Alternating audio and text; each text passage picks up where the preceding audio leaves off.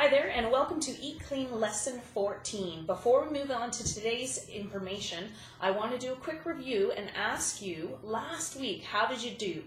The last Eat Clean Lesson 13 that I left you with, I gave you a challenge to make a change in your nutrition habits over 14 days to make a positive improvement that would result in one of the following things: that you would make sure you had lean protein at every meal, to make sure that you were increasing your water intake, increasing your vegetable intake, or decreasing the amount of processed foods that you were having in your daily routine. So before you move on to today's lesson, ask yourself, were you successful over the 14 days? Did you make a positive improvement for at least 90% of the time?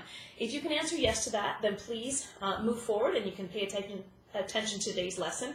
If you didn't, I encourage you, instead of taking on more information, review last lesson and repeat that until you actually make a positive change for 14 days. But let's assume that all went well and you're ready for the next challenge. So today's lesson is about starchy carbohydrates, and one of the things on the Eat Clean do's, don'ts, or sometimes that I suggest is that you should consider decreasing your starchy carbohydrates.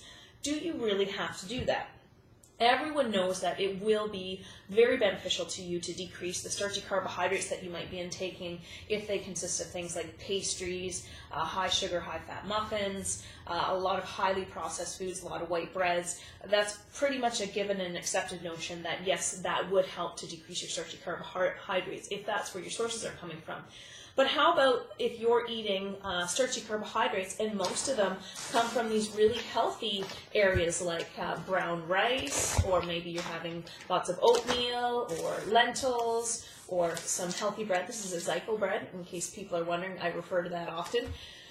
The question that you need to ask yourself are the following: how active are you? So if you're quite active, then you can probably tolerate to have a little bit more starchy carbohydrates than a non-active person. Again, the more active you are, probably the more starchy carbohydrates you can enjoy.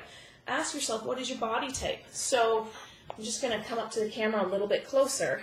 Those of you who fall more along the endomorph side, you have less tolerance naturally for starchy carbohydrates, so you may want to consider minimizing your starchy carbohydrates if you're not achieving the body composition that you desire.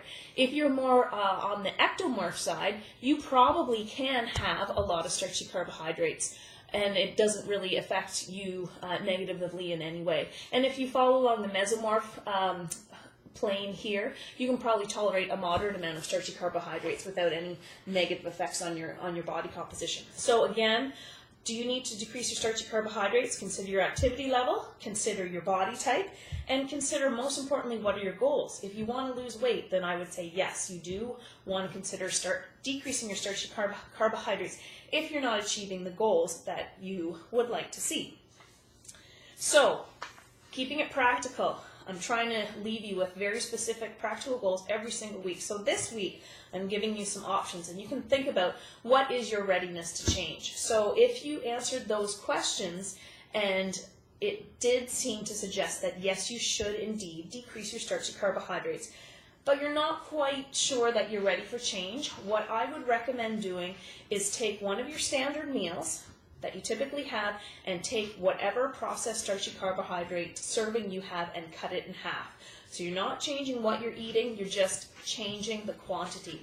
Cut that starchy carbohydrate quantity in half. So if you typically have a sandwich, have an open-faced sandwich. If you're having a big plate of pasta, cut that pasta in half. So that's probably the easiest way to go about decreasing your starchy carbohydrates. If you're ready for a bigger change, then what I would suggest doing is take one of your traditional meals and try eliminating your starchy carbohydrate altogether.